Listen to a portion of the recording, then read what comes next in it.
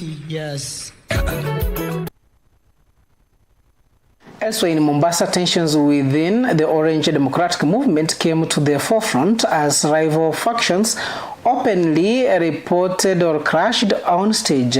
Mining Cabinet Secretary Hassan Joho criticized certain members of the ODM for attempting to manipulate party processes, while others warned for internal consequences for those seeking to drive members out.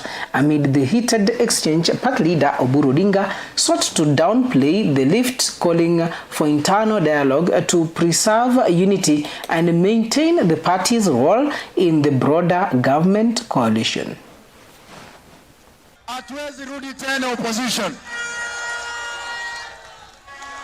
Mimi nimeona watu wakifa tukiwa maandamano kule Nairobi. Mtu anapigwa risasi anaekelewa juu ya bonnet yangu. Watu wamelemaa. Watu hawana manyumba kule Kisumu, Nyarenda, watu waliwawa. Tafadhali mtu yoyote ambaye atadhania kwamba atavunja chama cha ODM, tutakuvunja mapema. Mkinifukuza nitawafukuza. Mkinikujia nitawakujia. Kikiharibika kiharibike. Kama ni mbaya mbaya. Kama ni noma. Ama namna gani? Hatuwezi kuwa sacrificial lamb. Huwezi kututumia unavyotaka alafu tutupe. Inawezekana hiyo? Kama muliona ya kwa hapa ni walkover, hapa ni stopper. Before you reach to Oburu, you will pass through me. Before you reach to Junet, you will pass through me. Before you reach to Gladys, you will pass through me. Kama chama tuko na msimamo, na kama chama tumeamua jambo moja. Tumesema ya kwamba baba alituacha katika ile broad-based government. Ikifika 2027 wafuasi wa chama wataamua vile tutatembea. Hatutasaliti msimamo wa Raila Amolo Odinga. Tuko kwa broad-based kwa sababu hapo ndio baba alituacha. Mimi naunga ile uamuzi wa chama cha ODM ya kufanya kazi pamoja na chama cha UDA. Lazima wanachama wa ODM wafanye kazi na Wakenya wengine ili tusongeshe nchi mbele. Kama mnaheshimu baba, kama mlikuwa mnapenda baba, let us ensure the Ruto government implements the 10-point agenda. People of ODM entrusted one person with the management of that relationship. And that person was Baba Raila Amolo Odinga. Those that are taking it upon themselves to manage it now, are they capable of managing that relationship? We need to go back to the people and have an NDC and see who the people want to pick to manage that same relationship.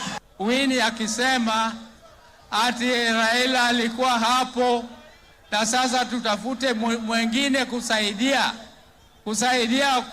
kuendelesha hii broad-based government. Ninamwambia hiyo na mtoto yangu tutaongea.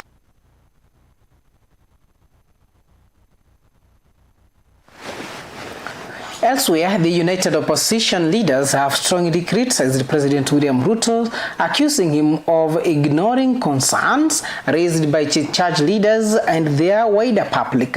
Speaking at multiple events across the country, figures including Kalonzo Musyoka, Eugene Wamalwa, Fred Matiang'i, and Martha Karua drew comparisons between the president's leadership styles and that of the biblical Pharaoh.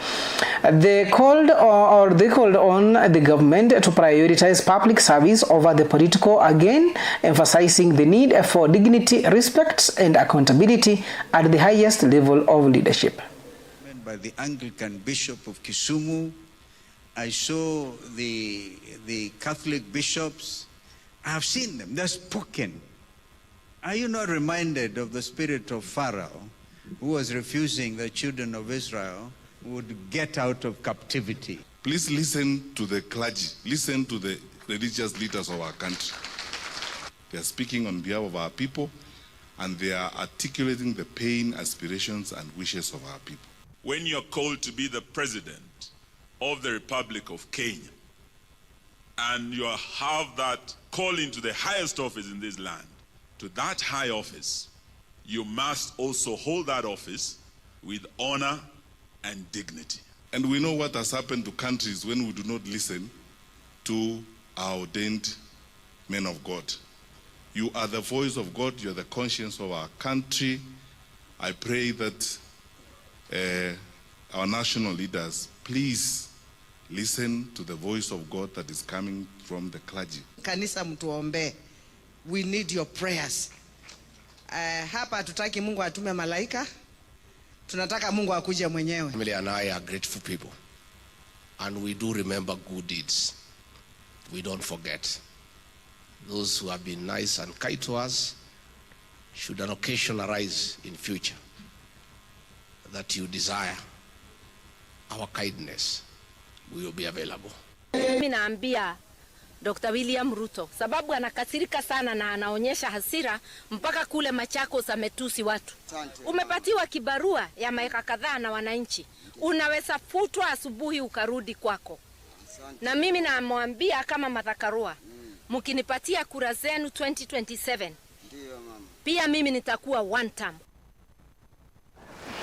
As we are in Mbeere North, that is in a church rally in Kafugua, Kanyama, Mbeere North, former Deputy President Rigathi Gachagua, together with opposition leaders Kalonzo Musyoka and their allies, warned voters against manipulation in the upcoming by-election, emphasizing the importance of exercising the legal right to vote through a secret ballot.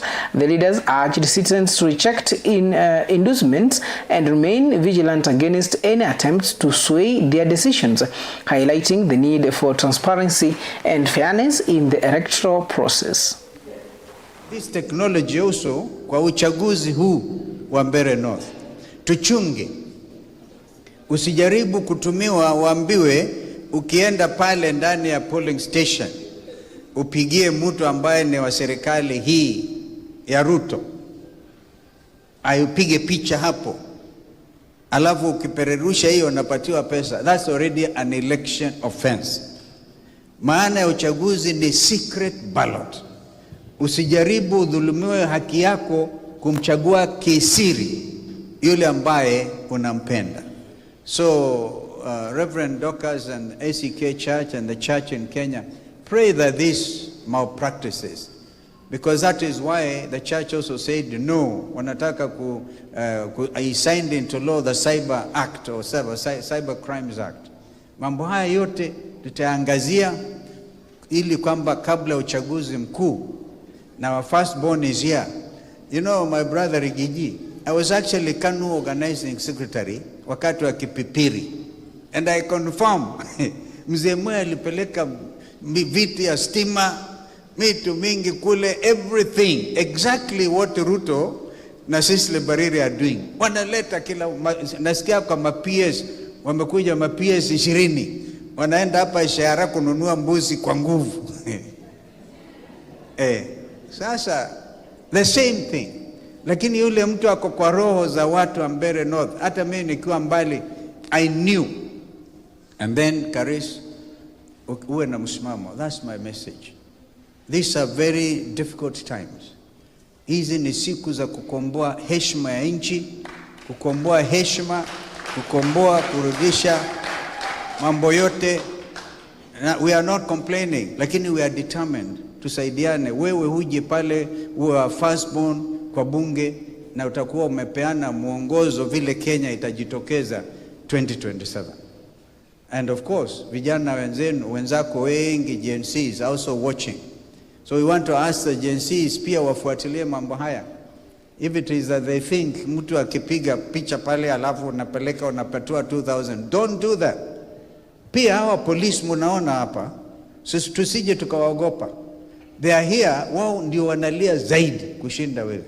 Tumepata message nyingi za watu wa polisi kusema sisi tunaumizwa na hii serikali kwa ushuru.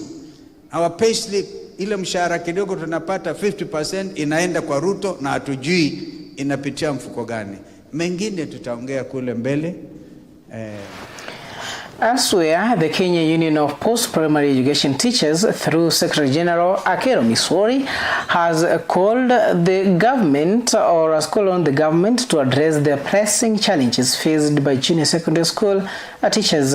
Speaking from his home in Migori, Misori highlighted the controversial clustering that is of schools and other unsolved issues that threaten the education sector.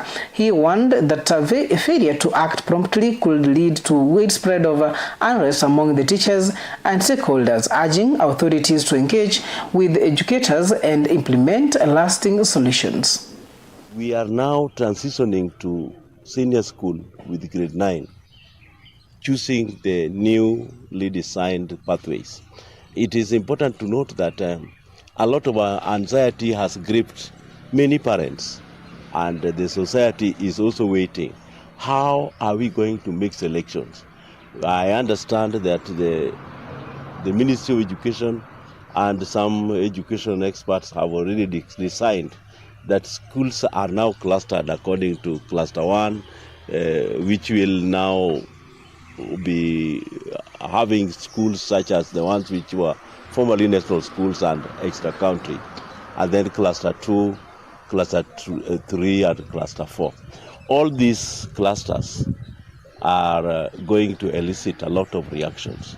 So talking about clarity of curriculum design, clarity of who is going to be where in terms of admission is something which cannot be left alone for the churches. We as teachers are equally more concerned, and more so I would expect parents to be more concerned about this, because it is about the future of their children. But the nation must also be concerned. Politicians or whoever must also take note that if we mess up with our education system, then we will mess up with the development of this nation. The next Kenya is that one which is having quality education. So if we don't have quality education, then it means that we will rely heavily on our neighbors to provide their manpower to come and work here. The junior school teachers who are currently working as interns, they want to know how the government is treating their status. Are they going to be confirmed permanent and pensionable by the end of this month? And to those who are saying that if they are continue to be there, then they will just say hello. Their issues need to be addressed. The Ministry of Education is created to address such noise. In the event that they cannot address the little noise which is being made by only 20,000 teachers, it means that they will not address the issues of the 400,000 teachers. I am saying that it is high time that we have a proactive government listening to the workers and addressing their issues. Elsewhere in Migori County, as preparations intensify for the annual Binyeluo Festival in Migori County, church leaders from the Global Spiritual Church are urging both county and national authorities to implement stringent security measures, with the festival set to take place from 14th to 17th of next month, that is December. The leaders also advised small business owners to spread their operations across the venue, or to ensure public safety and minimize risks, reflecting concerns over the crowd management and overall festival security. I'm pleading with the Luo festival that is coming here in Migori. We plead for the government to bring security that should be around in Migori to protect our youths, because as at now, the youths are at home. And also, you know that when the youths are at home, they'll also feel like going to the festival. And once they are there, there might be chaos all over. And also the politicians who just come there to bring their chaos between them. If you know you have a rival, or you feel that your partner or your rival is coming, you should bring peace. Preach peace we are also pleading with the Migori County government also to bring peace, to call upon the security agencies to come and protect all the people who are there. And according to what is going to happen here in Migori, we also know that everyone is going to be there. So we plead with the parents also to take care of their children. If you feel there is a young child who is not supposed to be there in the festival, please keep them at home. And if they are of age and you feel that they can be there, please take control, talk to them, to preach also peace among us. I think that is all we need from the government and so from also the county government of Migori. To the women in Migori County, this is an opportunity that has been brought to us. So each and every person, if you know you have anything that you can cook or prepare anything that you can come with it to the festival, this is the highest opportunity that you have. So please make hers come there and do the work that is supposed to be done to earn something at the end of the festival.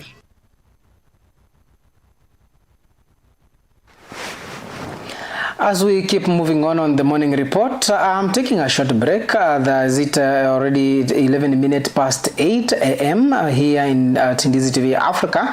We are on with our morning buzz show as we are informing you what has been transpiring on yesterday and also what is trending on our social media platforms. You can be able to follow us on our social media platforms as Tindizi TV Africa, and also you can keep the conversation going via our WhatsApp number 0711 19 98 90, as well as sending a short text message via our SMS number, that is 21575.